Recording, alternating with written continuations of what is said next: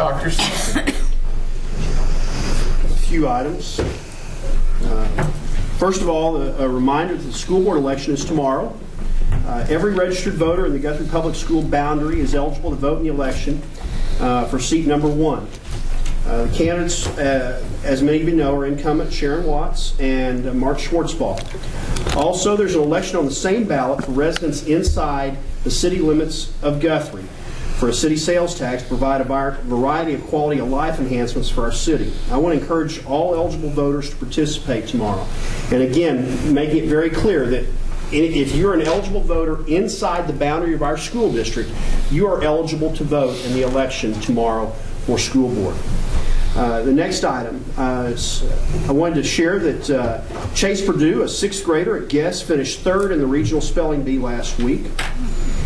So that's a good thing. We've had a lot of good news tonight, and I hate to ruin that, but I'm going to give a little update on where we are budget-wise, as I always try to do, especially when we are going into the legislative session. And then, of course, this year is obviously a very key element of the budget right now. If the Education Reform Revolving Fund, otherwise known as the 1017 Fund, money is to be cut, we should know that sometime after the State Excise Board meeting on February 16th. Mr. Schultz estimates that the cut would be about $100,000. We could also know if we have a second revenue failure and subsequent current year cuts soon after that date. Some of the news that I heard this last week, I was at a meeting with a close friend that is a state senator, and the news is not good there. For the potential for another revenue failure is out there very strong. And obviously the news you guys saw about the tax collections in January that was in the Oklahoma recently. And that brings me to letting the board know exactly what we have done up to this point. And this is in reference to some of the things that Mr. Pennington spoke about in his comments. In the 2014-15 school year, the district spent $427,680 on electricity.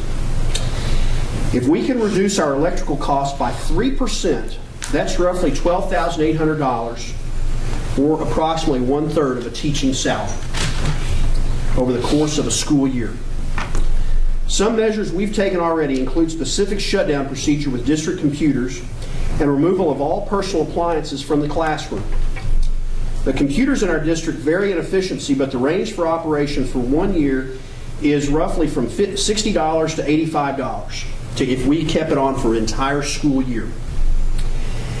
And that's if they were never powered down. By powering down during times of prolonged non-use, we can hopefully realize a meaningful savings when you consider we have approximately 1,500 computers district-wide. No buildings have been asked to make any changes to their building temperature, but we have asked that they be more diligent in turning lights off when they are not needed. I applaud our teaching staff as we all pitch in and prepare for what could be one of the greatest financial challenges we have faced in many years. Those are my prepared statements. I do want to say that the intent is not to cause a hardship for anyone, but it will take everyone to get through this. And one thing I will mention, my predecessor purchased a refrigerator for the superintendent's office. It's the property of the school. And one thing that I did the weekend before the deadline is I came up here and I defrosted that and unhooked it, and I'm not going to ask a teacher to do something that I'm unwilling to do. That's where we are.